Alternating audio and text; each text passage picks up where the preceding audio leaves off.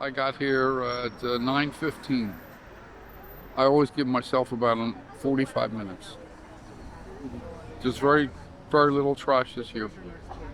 What's that? What's the next circle? The next ceremony today is at 2:30 at Old Pine.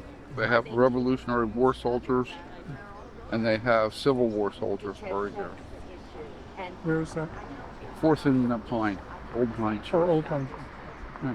No, I happened to be driving by one day and I saw flags on the graves. So I called them. I said, "Why do you have flags on a lot of graves?" And they said, "Oh, they're Revolutionary War soldiers that I guess belong to the church. So they had to be part of the church." The ceremony in West Mount Laurel got on the radio this morning. Yeah. Yeah, some do. Some get on the TV, some don't. Well, we got a nice report 2 years ago from WH4. Right. And then there was a thing they actually interviewed me here, All Things Considered or something. They played it on Memorial Day. I didn't see it. Oh, that was Yeah, Peter WHYY, yeah. Peter Crimmins. Yeah, Peter. It's still available on their website. Oh, okay. I should check it out. My vision's it's all very blurry. So I can see it at a distance, but I can't, I know you, but if I didn't know you, I don't recognize you. And I can't read anymore. You know, But my phone reads to me. that's There's a thing in your phone that reads your email. If I want to read a magazine, I take a picture of the magazine page and then it'll read it to me. yeah. It's So, technology coming along just in time. yeah, technology has come along this. Yeah. So, Well, it's nice. The crowd's very big here. And, I guess Mort's not coming this year. no, he has something out there, and he's also gotten old and frail and doesn't travel a whole lot either. Well, we're all in our 80s, so hard to believe. That's hard to believe, but you know. Yeah, what happened to the last 80 years? Come on, they've been a good 80 years. They sure have. And this is amazing. What's this? This apartments? Yeah, 500 apartments. This has been a neighborhood of mine since 1951. Yeah. Yes, 1951. So it's a pleasure that Joel calls me every year. One of those years was a sad year. I couldn't make it because that's the year my sister passed away, actually. But she is always in my heart. It's lovely to see all these wonderful faces. Let me get my cue. Oh,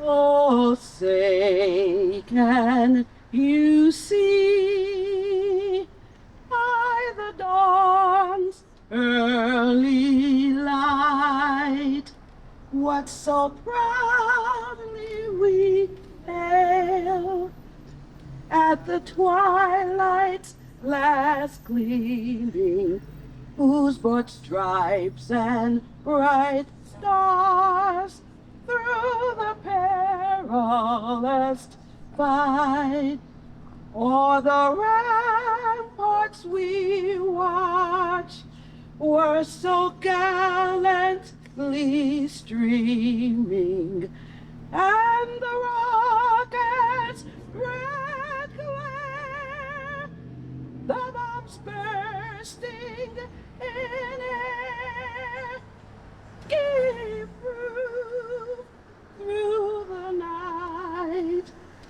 that our flag was still there. Oh, say does that star-spangled banner yet wave o'er the land of the free and the home of the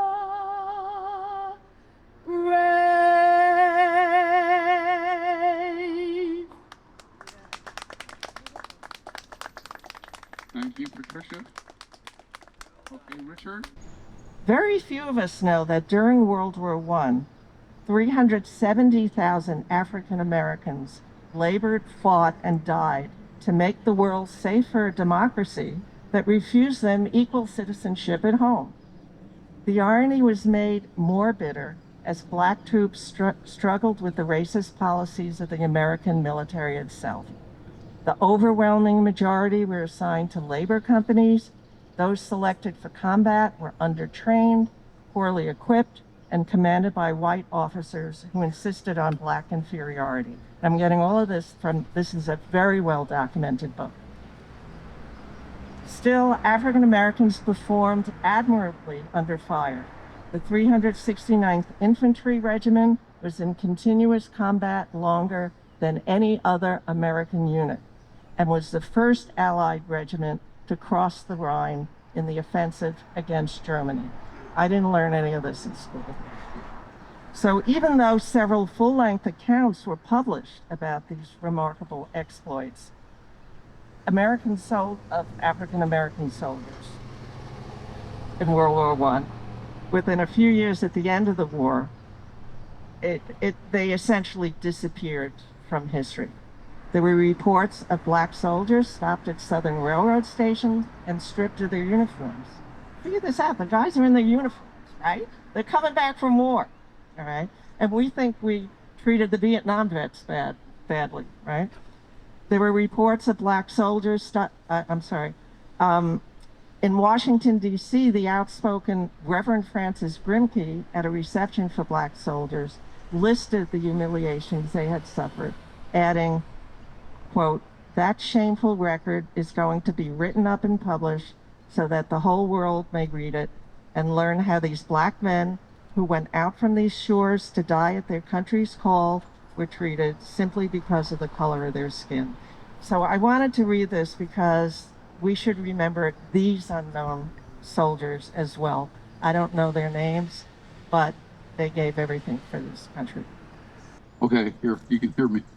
Anyway, when I first started taking care of War Memorial at 30th and Girard, I didn't know Patricia, and I didn't know that you could request a bugler. So I would show up with my boom box, actually not this one, but a boom box. They played the national anthem and taps. So from my boom box, this is the original recording of taps. Okay. Have to plug it in.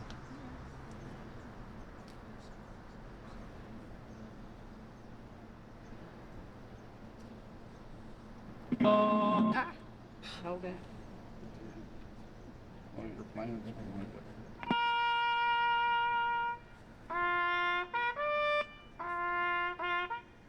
Start that again. You ready? Yeah.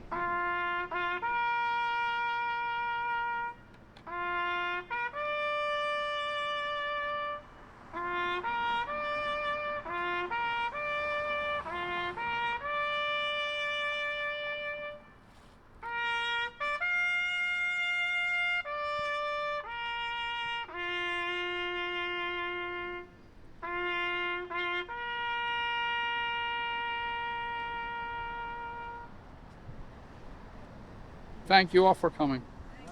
See you next year. I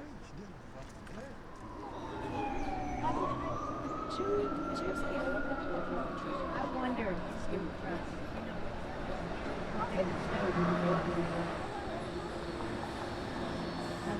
Well, the horse, whatever, right, take that on now.